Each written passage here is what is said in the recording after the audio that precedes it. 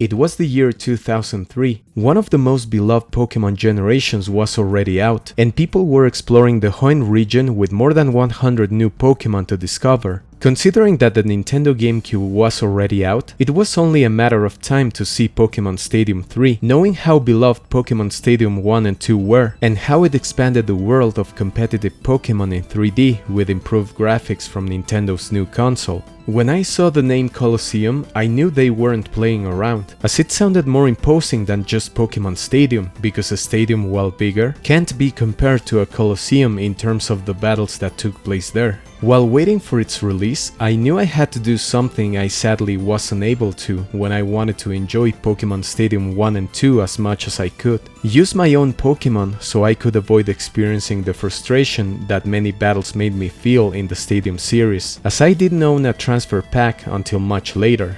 Back then, I had absolutely no idea about EVs or IVs. All I knew was that my level 100 Swampert was as strong as it could be, and even natures didn't make a lot of sense to me back then. Life was more difficult than I thought, and I just wanted to surf an earthquake through the upcoming Pokémon game. By that time, I had already achieved something that to this day, I still wonder how I did because I haven't been able to replicate it, beating 100 trainers in a row in the Battle Tower. To me, that's still the greatest achievement besides completing the current national Pokédex. There was nothing stopping me from dominating Pokémon Colosseum, or that's what I thought. By the way, this is a quick reminder to let you know that my Star Fox EisenBerg is already available on the EisenBerg Experience channel. We are 82 subscribers away from hitting 1000, so I'll be eternally grateful if you subscribe. I'm gonna make sure to thank you for that in the next video, so don't forget to leave a comment on my alternate channel saying that you subscribed. Thank you so much in advance. You start your adventure as Wes, an ex-member of a criminal organization known as Team Snag'em, who betrays his team in order to get his hands on the Snag Machine, a device that is capable of stealing the Pokémon of other trainers. This was a twist to the perpetual formula of being this innocent 10-year-old fighting against the criminal organization, at least partially because in the end you do fight the organization you belong to, but including an anti-hero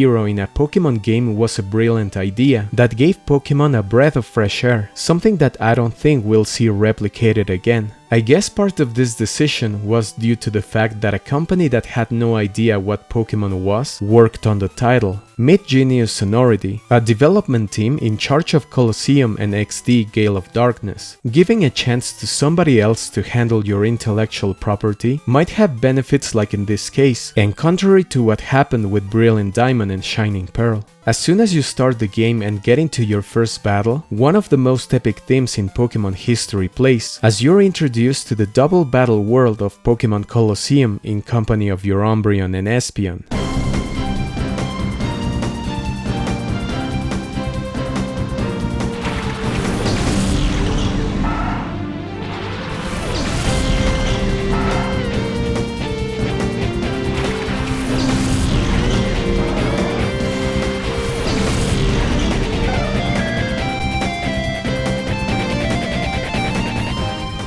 Let me, however, talk about something I was disappointed as soon as the Pokémon entered the battlefield: the cries. Pokémon Stadium gave us this.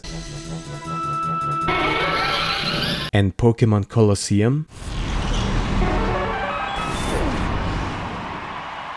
In my opinion, using this kind of sounds in a GameCube game felt out of place. Even in Stadium 1 and 2, they avoided using the Game Boy sounds for Pokémon cries. Instead, they put effort into creating unique cries for every Pokémon, making sure they met the expectation of the console you were playing on.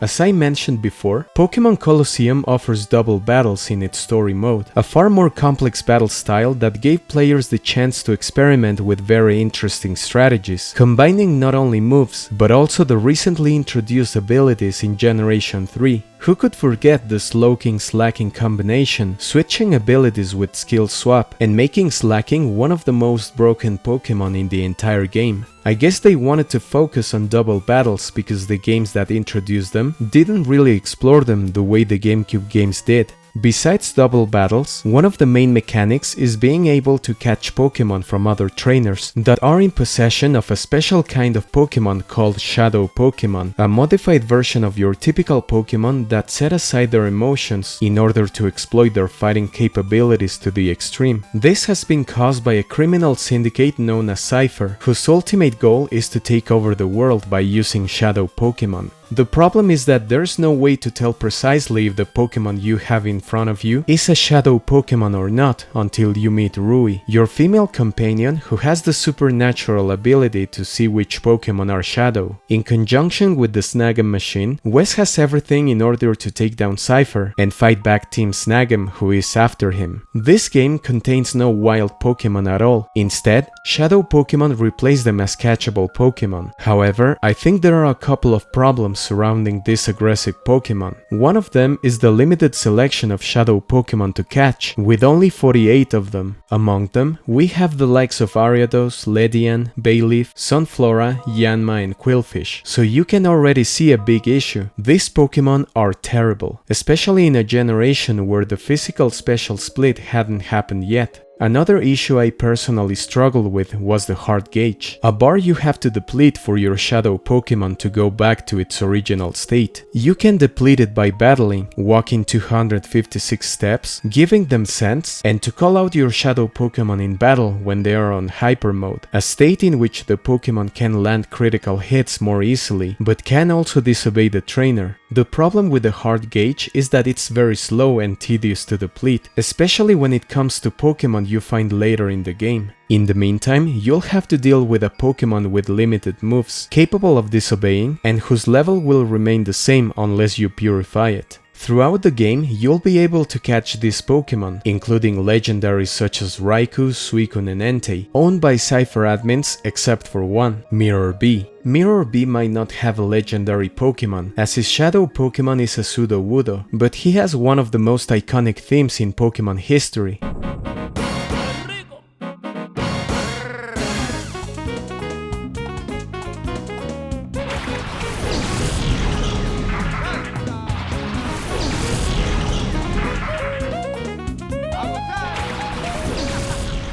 On top of that, his team is also composed of Ludicolo, a Pokémon whose idle animation is, well, dancing to the rhythm of the music. The game has many places of interest in the Aura region, such as the Coliseums and Mount Battle. The Coliseums serve as mandatory challenges to progress with the story and catch Shadow Pokémon. And I have to stop here to talk about yet another, probably small thing I miss so much about the Stadium games, the announcer. Finally, this is absolutely it. The last battle. The opponent is black. The curtains have risen for this fateful encounter. A powerful hit! The type disadvantage had no effect! Oh, it was casually cast aside! The announcer is one of the most iconic elements in the Stadium series that added a lot of emotions to the battles, as you could see before. It's natural that your battles on the streets or caves would lack an announcer, but I think they missed out on the opportunity of including somebody to narrate what's going on in the Colosseums. As I mentioned in my Pokémon Stadium retrospective, I was disappointed not to hear the Pokémon cries or the announcer in Colosseum. The final battle takes place between Wes and the mayor of Phoenix City, who happens to be the real head of Cypher. Once defeated, he'll try to escape with the help of a helicopter that is later shot down by Ho-Oh, ending the evil man's criminal career. I have to talk about the game's pace. Colosseum is a very long game in comparison to any Pokémon Game Boy games. It's logical that what you do the most is battling, as the game is focused on that, but the fact that we lack other aspects of the main series games, such as finding wild Pokémon, growing berries, breeding, and even participating in Pokémon contests, could make the Colosseum experience mind-numbing. There are these dungeons in which you think you've beaten everyone, just to have somebody jumping off the ceiling and give you another unnecessary battle. Or maybe they're necessary, as by the end of the game, the enemy Pokémon are at such high levels that there are not enough trainers to be as strong enough to beat them first try. I can guarantee you'll be forced to grind until your Pokémon become way stronger. We know that Pokémon Colosseum is compatible with the Gen 3 Pokémon games, but you won't be able to transfer them until you beat the game. To do so, you'll need a Game Boy Advance, a GameCube Game Boy Advance link cable, and a Gen 3 Pokémon game. Contrary to what happened to me with the Stadium games, I was already equipped with these tools to transfer my Pokémon to Coliseum and face the challenges I was expecting to face since Pokémon Stadium 2. Besides the story mode, we also have a battle mode a la Pokémon Stadium, with trainers with Pokémon at a certain level. This is when one of the most criticized things about Pokémon Colosseum becomes evident. Let me ask a question. What's worse than the rental Pokémon from Pokémon Stadium? Well, the lack of them. Pokémon Colosseum didn't have rental Pokémon to complete these challenges. Instead, you had to rely on your story mode team or your Pokémon in your Gen 3 Game Boy Advance games. If you were unlucky and didn't have access to any of the necessary tools to use these Pokémon in Colosseum, you were in trouble. Remember the selection of shadow Pokémon you had access to? Outside of Metagross, Tyranitar, and maybe the legendary beasts, you didn't stand a chance against some of the Pokémon used by trainers in the finals. You could actually obtain Ho-Oh, which isn't the best legendary Pokémon out there, if you had the patience to purify all 48 shadow Pokémon and beat a battle mode I'll talk about later. Max IV legendary Pokémon with beneficial natures paired up with other Pokémon that benefit from their skills or movesets, creating a synergy never seen before in any Pokémon games, such as the aforementioned Slowking and Slacking, were some of your opponents in these challenging fights. This is only the tip of the iceberg, as the amount of such teams wasn't scarce in the Colosseums. Remember how proud I felt about having defeated 100 trainers in a row in the Pokémon Sapphire's Battle Tower? That title meant nothing when I had to face some of the opponents in the Colosseums. I want to believe that I just didn't play Coliseum as much as the Stadium games, or that the complexity of Pokémon battles expanded with the introduction of abilities, double battles and strategies, making it too difficult for my 14-year-old self. I can't picture anyone on Earth capable of beating the Colosseums with the Pokémon that the story mode provides, and I couldn't find any examples on YouTube, but if you know of a video like that, please let me know in the comment section, as I would love to see how that is even possible. Battle mode also offers Mount Battle, a challenge in which you'll face 100 opponents with a team of your choice, or whatever Pokémon you had in your games. The battles start with extremely weak Pokémon such as Wurmple and Magikarp, but as you move on, you'll find trainers with more powerful Pokémon. The rewards for completing this long challenge was to obtain Ho-Oh, provided that before that, you caught and purified all 48 Pokémon, a very tedious task if you ask me, but besides that, you could also get access to items that weren't available in Ruby and Sapphire, and that would give you the upper hand in tough challenges such as the Battle Tower or Link battles with your friends. I'm mainly talking about the Salak, Ganlon, Pitaya, and Apricot berries that will increase the speed, defense, special attack, and special defense of a Pokémon whose HP has reached a quarter of its full health respectively. Speaking about unobtainable elements in the core series games, people could get a bonus disc that contained the mythical Pokémon Jirachi by reserving a copy of the game. For those in Japan, the bonus disc contained a Celebi, a Pokémon I thought I would be able to obtain in Pokémon Colosseum, as it's the Pokémon that helps purify your shadow Pokémon. However, we wouldn't be able to obtain a Celebi on this side of the world until the distribution of the 10th anniversary Celebi given away in 2006.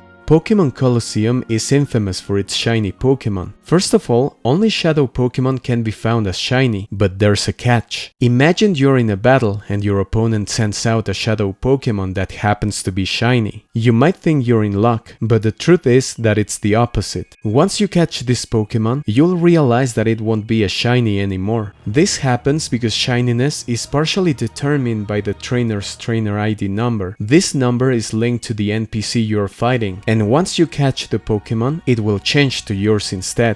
It makes sense that once you catch a shiny Pokémon, it will be normal when it's in your team. However, the exact opposite can happen. You can catch a normal Pokémon only to realize that it's a shiny once it's in your team. Now, it's possible that your opponent sends out a shiny shadow Pokémon, but when you catch it, it's also shiny. Nonetheless, the chances of this is 1 in 67. 67 million. The second weird thing with shiny Pokémon is that some of them are completely different from what they're supposed to look like in the Game Boy Advance games. I'll leave some examples here.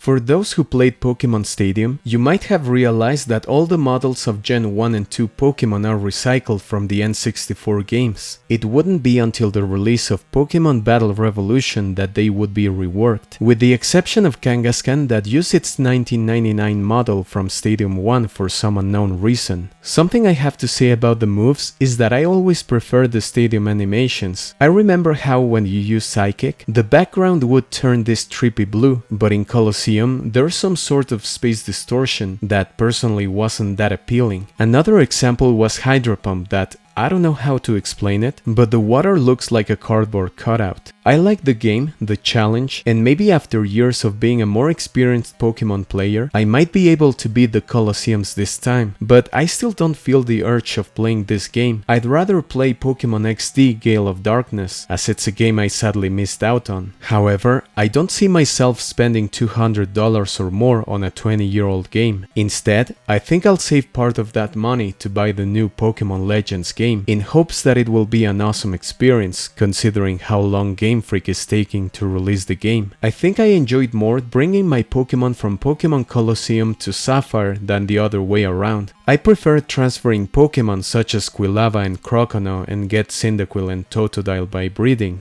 I don't know, but to me, it was fascinating to see these unobtainable Pokémon in my Pokémon Sapphire and use them in the battle tower, or just use them across Hoenn to fight trainers I didn't battle. I remember I had a couple of friends who played Pokémon too, but that didn't know there was a Pokémon Colosseum game, so when they saw Typhlosion, Feraligatr, and all these second generation Pokémon that are nowhere to be found in the Hoenn region, they asked me how I got them, and I have to confess that for a short time I became that kid who told fake stories on how to obtain them. After a week of witnessing their suffering with whatever stupid method I told them to perform, I told them I got them from Pokémon Colosseum, and as an apology, I ended up giving them a couple of Pokémon X with unobtainable Pokémon. With the release of Pokémon Fire Red and Leaf Green, I think Coliseum lost a bit of relevance in that sense, as the Sevi Island served as the place to obtain Gen 2 Pokémon. If you were expecting Pokémon Stadium 3, you might have been disappointed because Pokémon Colosseum can't be considered a sequel of the N64 games, and you were completely dependent on having a copy of the Gen 3 games or on the limited selection of Pokémon in the story mode to enter the competitive scene in this game.